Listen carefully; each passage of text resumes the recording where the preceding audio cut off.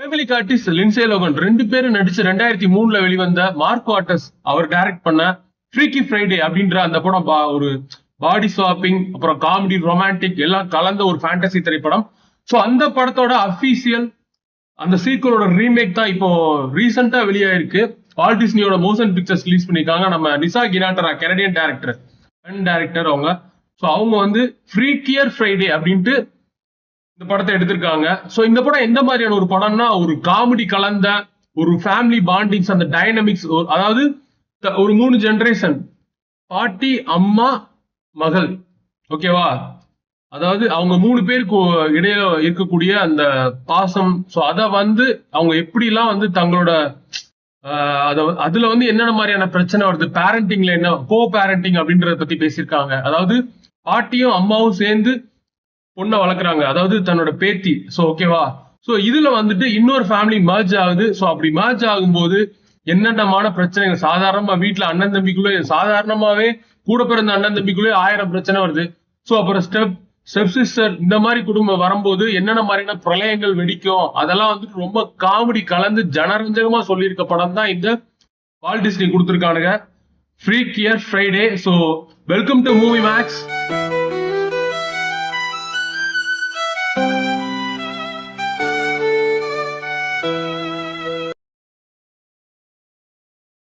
So Tess Coleman, Anna Coleman, Harper Coleman. So இவங்க 3 பேர் வந்துட்டு பாட்டி, மகள், பேத்தி, ஓகேவா? இவங்க எல்லாம் வந்துட்டு ஒரே ஃபேமிலி.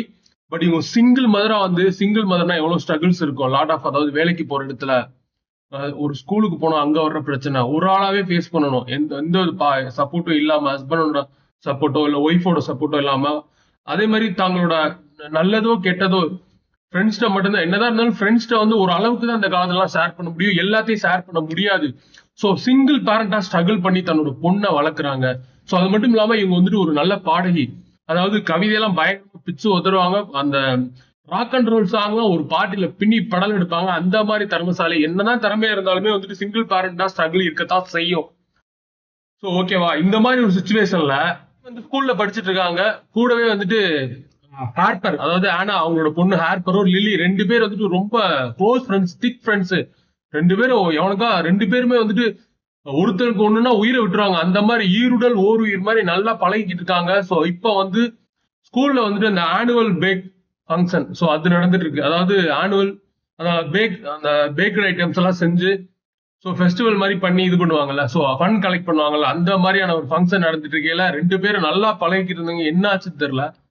ஸோ அங்க ஒரு சின்ன ப்ராப்ளம் ஆயிருது. ஸோ அது மட்டும் இல்லாம 2 பேரும் கெமிஸ்ட்ரி லேப்ல போயிட்டு பேசிக்கிட்டே, உன் வீட்டுல என்ன பிரச்சனை, என் வீட்டுல என்ன பிரச்சனை அப்படின்னு அந்த இதை படிக்க வேண்டிய இடத்துல படிப்பை பத்தி பேசாம கண்ட விஷயத்த பத்தி பேசி ஆசிட ஃபுல்லா மாத்தி, கெமிக்கல், அதாவது ஆசிட் எந்தெந்த ஆசிட கரெக்டா மிக்ஸ் பண்ணணுமோ மாத்தி ஊத்தி லேப்ல பர்ஸ்ட் ஆயிருது. ஸோ இதனால டென்ஷன் ஆன பிரின்சிபால் 2 பேரும் போய் முதல்ல உங்க வீட்டுல இருந்து பேரண்ட்ஸை கூட்டு அப்படின்னு சொன்னோன்னா 2 பேரும் போயிட்டு, லிலி அவங்களோட அப்பா எரிக்க வர சொல்லியிருக்காரு. அவர் வந்து ஒரு சிங்கிள் பேரண்ட். ஸோ அவருக்கு வந்துட்டு ஒய்ஃப் இல்ல.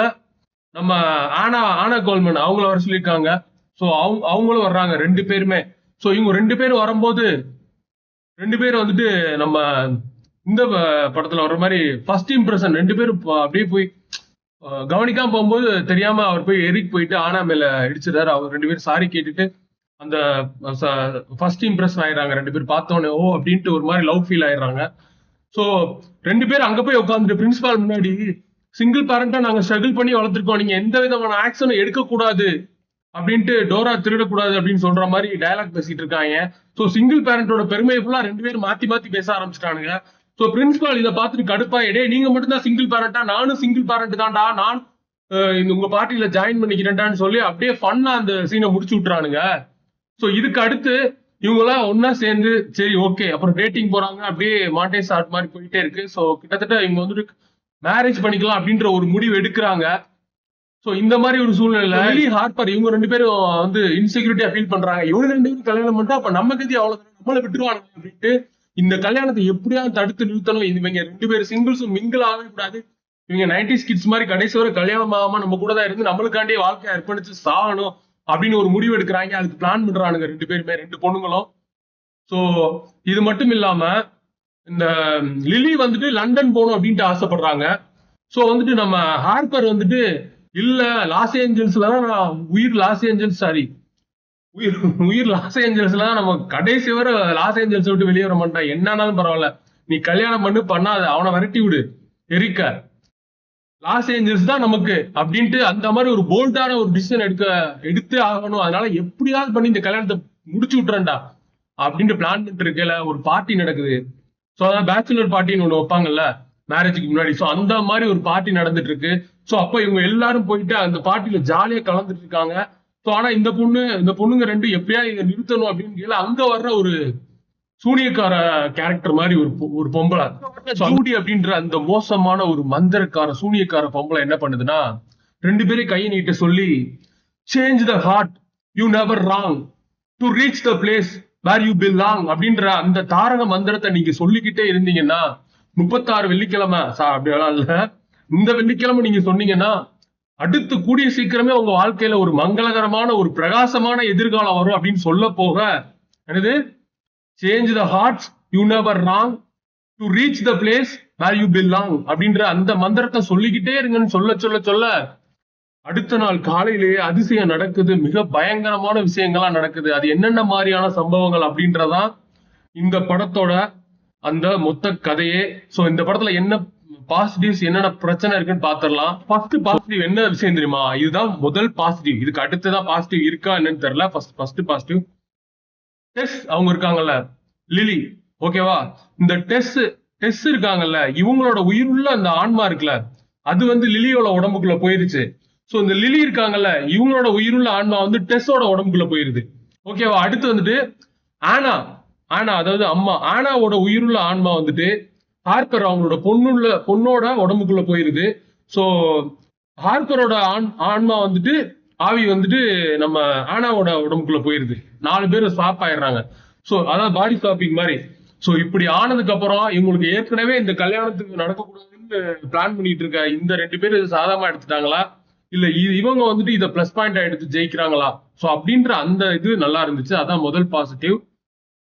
ஜேமிலி கார்டிஸ் அவங்களோட பர்ஃபார்மன்ஸ் அந்த படத்துக்கு வந்துட்டு ஒரு எதனால சொல்றேன்னா வந்துட்டு ரயன் ஜேமிலி கார்டிஸ் அவங்க 2 பேரும் வந்துட்டு ஒரு சூப்பர் மார்க்கெட்ல பர்ச்சேஸ் பண்ணிட்டு இருப்பாங்க. சோ என்னன்னா நீ உனக்கு என்னென்ன எசென்சியலா வாங்குவியோ அதை ஃபுல்லா வாங்குன்னு சொல்லிடுவாங்க. இவங்க போய் எடுத்துட்டு இருப்பாங்க, என்னன்னு தெரியாது. ஏன்னா இவங்க உடம்புக்குள்ளதான் அந்த சின்ன பொண்ணோட இதுல இருக்குது. சோ இவங்க என்ன பண்ணுவாங்கன்னா எல்லா திங்ஸையும் எடுப்பாங்க. டயாப்பர் முதற்கொண்டு அந்த டூத் பேஸ்ட் எடுத்து வச்சிருப்பாங்கல்ல, அவர் வந்துட்டு இது என்ன அப்படின்னு கேட்பாரு. டூத் பேஸ்ட் அப்படின்னு சொன்னோன்னா that's why you lose your teeth அப்படின்னு சொல்லுவாரு. என்னது எனக்கு பல்லு போச்சா அப்படின்னு ஒரு ரியாக்ஷன் கொடுப்பாங்க, வேற லெவல். அது மட்டும் இல்லாம அந்த ஒரு பாய் ஃப்ரெண்டோட ஒரு சீன் வரும். அது வந்துட்டு அந்த கஃபேல நடந்து கீழே தவந்து போவாங்க. ஒரு சின்ன குழந்தைத்தனமான அந்த விஷயங்கள் எல்லாம் நல்லாவே பர்ஃபார்மன்ஸ் பண்ணிருப்பாங்க. சோ அவங்களோட பர்ஃபார்மன்ஸ் இந்த படத்தை வந்து நம்ம ஒரு போர் அடிக்காம கொண்டு போச்சுன்னு சொல்லலாம். அடுத்து அவங்களுமே வந்துட்டு அந்த ஸ்கூல்ல நடக்கிற அந்த போர்ஷன்ஸ் எல்லாம் அவங்க வந்துட்டு அந்த ஒரு மெச்சூரிட்டியா சொல்லுவாங்க. ஓகே எல்லாரும் வந்து டீப் மூச்சை நல்லா இழுத்து விடுங்க அப்படின்னு சொல்லுவாங்கல்ல. அது சுத்தி உள்ளவங்க எல்லாம் என்னடா சின்ன பொண்ணு மாதிரி இப்படி மெச்சூரா இருந்தளவு அப்படின்னு சொல்லி நக்கல் பண்ணி எல்லாத்தையும் தூக்கி போடுவானுங்க. சோ அந்த சீனா இருக்கட்டும். அப்புறம் ஒரு பர்ஃபார்மன்ஸ் அந்த ஒரு சாங் ஒண்ணு வரும், ஒரு ராக் அண்ட் ரோல் சாங், சும்மா வேற லெவல்ல டான்ஸ் ஆடி பர்ஃபார்ம் பண்ணிருப்பாங்க. மெயினா வந்துட்டு ஜூலியா பட்டர், சோஃபியா ஹார்மன்ஸ் இவங்க 2 பேருமே சரி அந்த பொண்ணுங்களா நடிச்சவங்க. இந்த 4 கேரக்டர் தான் இவங்க 2 பேருமே சரி அந்த அந்த ஒரு இதான நடிச்சிருப்பாங்க. அந்த அந்த ஒரு எனர்ஜி லெவல் இருக்குல்ல வேற லெவல்ல இருக்கும். குறிப்பா வந்துட்டு அவங்க அப்பாட்ட போய் அவங்க பேசும்போதுட்டு அந்த எமோஷனா பேசக்கூடிய அந்த சீன்ஸ் எல்லாம் ரொம்ப நல்லாவே வந்திருக்கு. ஸோ ஒட்டுமொத்தத்துல பர்ஃபார்மன்ஸ் பிளஸ் நான் சொன்ன இந்த கான்செப்ட் இது ரெண்டும் இந்த படத்தோட பலம். பிளஸ் பேக்ரவுண்ட் மியூசிக் சினிமாட்டோகிராஃபியுமே வந்து நல்லா இருக்கு. குறிப்பா வந்துட்டு அந்த வைட் ஆங்கிள் ஷாட்ஸ் அப்புறம் ஒரு டாப் ஆங்கிள் ஷாட் ஒன்று வச்சிருப்பாங்க. ஸோ இது எல்லாமே நல்லா இருக்கு. ஸோ இந்த படத்துல என்ன பிரச்சனை வந்துடலாம், அதாவது இது எல்லாமே பாசிட்டிவ்ஸா இருந்தாலும் என்ன பிரச்சனைனா காமெடி வந்து ஒரு சில இடங்கள்ல ரொம்ப கிரிஞ்சா இருக்கு. நமக்கு ஒருவேளை தமிழ் டப்ல மேபி நல்லா வாய்ஸ் ஓவர் கொடுத்தா வேற லெவல்ல இருக்கலாம். ஸோ ஒருவேளை அந்த கிரிஞ்சா தெரிஞ்சு. ஸோ ஒரு சில இடங்கள்ல ஒர்க் அவுட் ஆயிருக்கு. அது மட்டும் இல்லாம லேகிங், ஒரு சில சீன்ஸ் எல்லாம் ரொம்ப ஸ்லோவா போகுது. ஒரு சில இடங்கள்ல, எல்லா இடங்களையும் சொல்லல, ஸ்டார்டிங்ல கதை வந்து கொஞ்சம் டேக் ஆஃப் ஆகிறதுக்கு டைம் எடுக்குது. ஸோ அதெல்லாம் வந்து ரொம்ப ஸ்லோவா இருக்கு. ஸோ அது மட்டும் இல்லாம நிறைய சீன்ஸ் வந்துட்டு அந்த ஸ்டோரி வைஸ் வந்துட்டு அந்த குடும்பங்களுக்குள்ள வரக்கூடிய அந்த பிரச்சனை எல்லாம் வந்து சேம் தான், புதுசா ஒன்றும் இல்லை. ஸோ அது மட்டும் இல்லாம ஒரு சில சீன்ஸ் எல்லாம் ரொம்ப நம்புற மாதிரி இல்ல. ஓகேவா? அது எப்படி வந்துட்டு ஃபேண்டசின்னு சொன்னா கூட ஒரு சின்ன விஷயம் அது வந்து அந்த அளவு ஒரு கான்கிரீட்டா நம்புற மாதிரி இருக்கணும்ல. இப்ப எத்தனையோ நம்ம டைம் டிராவல் படம்லாம் நம்ம பாக்குறோம், நம்புறோம்ல, அது லாஜிக் இல்லைனாலும் அந்த மாதிரி இருக்கணும்ல, நம்புறோம்ல, அந்த மாதிரியாவது ஓரளவு நியாயம் செய்யணும்ல அந்த கதைக்கு. சோ அதை செய்யாம ஒன்லி ஃபன்ஃபுல் அப்படின்ற அந்த ஃபேக்டர் தான் இந்த படத்தை எடுத்திருக்காங்க. ஸோ இது எல்லாமே இந்த படத்தோட ஒரு பாதிப்பு தான்.